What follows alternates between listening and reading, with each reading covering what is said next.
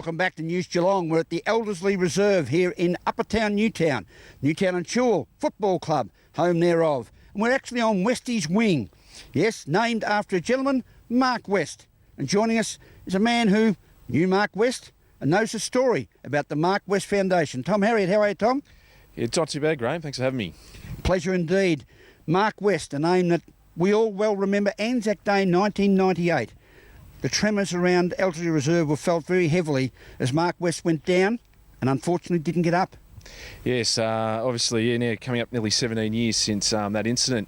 I think particularly with the Phil Hughes accident that happened just a few weeks ago, I think it's at the forefront of everyone's mind at the moment, a bit about Mark and in the similarities of what happened with him. So yeah, just a tragic accident, and hopefully now we're being able to do something positive out of it. So looking forward to the next few years of this foundation. Now the Mark West Foundation has been formed, yourself and his older brother Paul in the driving seat. Tell us about it, please. Yeah, so myself and Mark's brother Paul have got together and we've started up a foundation, so the Mark West Foundation, and what we're looking at doing is raising money, and that money will then be redistributed to football clubs to pay for the participation costs, things like membership, football boots, shorts and socks for disadvantaged kids in Geelong.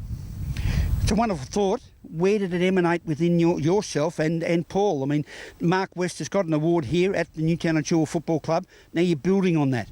Yes, exactly right. Pretty much it's come from a bit of reflection, I suppose, in that I got sort of heavily involved back in the award, sitting on the panel now of the judging and the running of the award, and just sort of looking at it in a bit more detail and Mark's values and what he stood for. Particularly his passion for junior football. He passed away when he was 19 years old. And he was actually into his 4th year of junior coaching. So right from the age of 16, he was straight into the junior football, wanted to give back to his football club. And he really got a lot of enjoyment out of junior kids getting improving themselves and getting the opportunity to work hard on things like discipline, team building, things like that.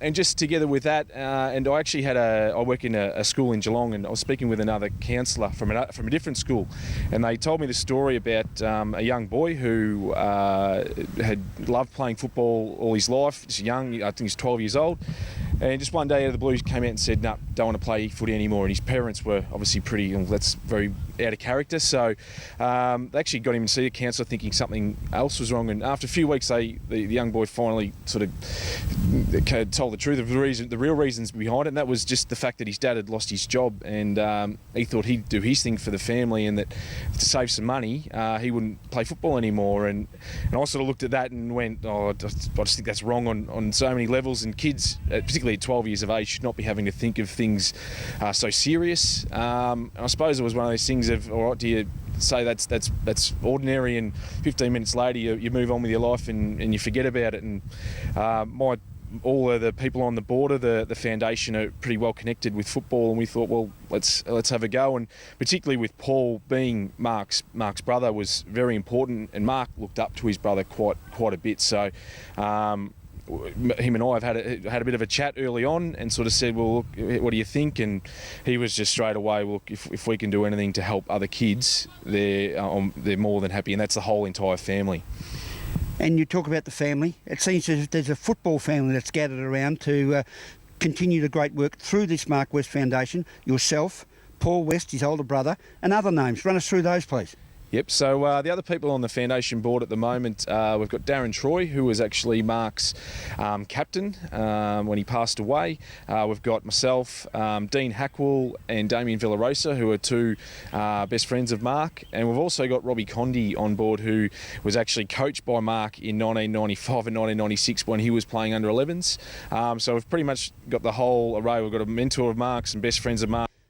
And Tom, to kickstart the foundation, a wonderful gesture by Telstra here in Geelong. Yes, it's great to announce that Telstra Business Centre in Geelong has signed on for 3 years for $15,000, and that's an outstanding contribution for them. We've got Ross down there, who's very good friends with Paul.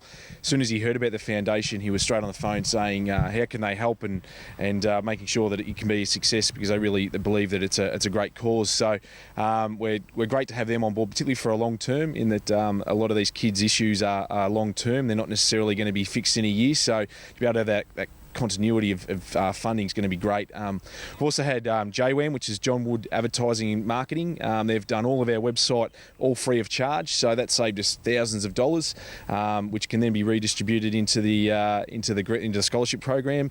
Also got West Point Ford, they've donated. Bavaris Brasserie, they've donated, and also Geelong Connected Communities. They're another organisation that's on for 3 years as well. So fantastic contributions for us to the start, and obviously we're trying to build that up as even more, so that the more money we get, the more people we can help. And through this public awareness and public promotion, and congratulations to Geelong Advertiser, a great article by Courtney Crane in the Geelong Advertiser last Saturday. Yeah, Courtney's article was fantastic. We got obviously sort of set up a bit of a strategy to try and get the name out there online and things, and obviously Geelong Advertiser is a pretty important publication in Geelong, and to get their support, and particularly Courtney, she did everything that we required. Put in a lot of effort and made sure that we were happy with what was going out, and we're over the moon with the publicity we certainly got from that article. And for our people, the public out there in Geelong, not only in Geelong but also in Melbourne, areas that News Geelong reaches, how can we go about getting involved in the Mark West Foundation?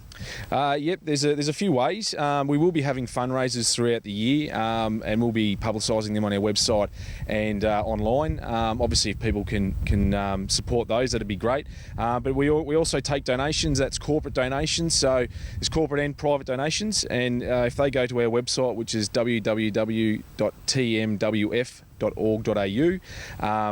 all the details there, contact who you need to contact, and we'll certainly be able to make sure that money's well spent and goes to helping disadvantaged kids. And the TMWF standing for the Mark West Foundation? Correct, yes. Even Rawley worked that one out. Well done. The longevity of it is very important. This is not just a flash in the pan, isn't it? Exactly. I've been speaking with Mark's father a fair bit about this, and also Paul, and the start of it's been amazing. We're over 1,500 likes on our Facebook in 72 hours. The article in the newspaper, just things like this, have really been able to drive it, and the names that have been coming out have been amazing. Old schoolmates, teammates, workmates. But we've just got to sometimes realise that it's a bit of a marathon, and to make sure that we can sustain this, because like I mentioned earlier, the issues that we're trying to address here are long-term issues, and being here for a year or two and being all guns blazing won't really achieve much. So our plans, and that's what the board's in place to do, is to sit down and come up with the right strategies to make sure that this is a sustainable model, and that we can make sure that we can continue to provide support for hopefully decades. And it's a great legacy. Bob and Kath, his mum and dad, Sharon, his sister, Paul, his brother, they've carried on enormously well under the situation. They've still been involved in sport, be it football, netball, here at the home of Newtown and Chul particularly, but throughout the Geelong area district. And I mean, it's wonderful to see that the legacy of Mark Junior West, as he was affectionately known, can continue to grow. Yeah, and that's one of one of our mission statements on for the foundation, is that we really want to ensure that Mark's legacy does continue. He was an outstanding person, and someone that had an impact on particularly my life and a lot of people's lives.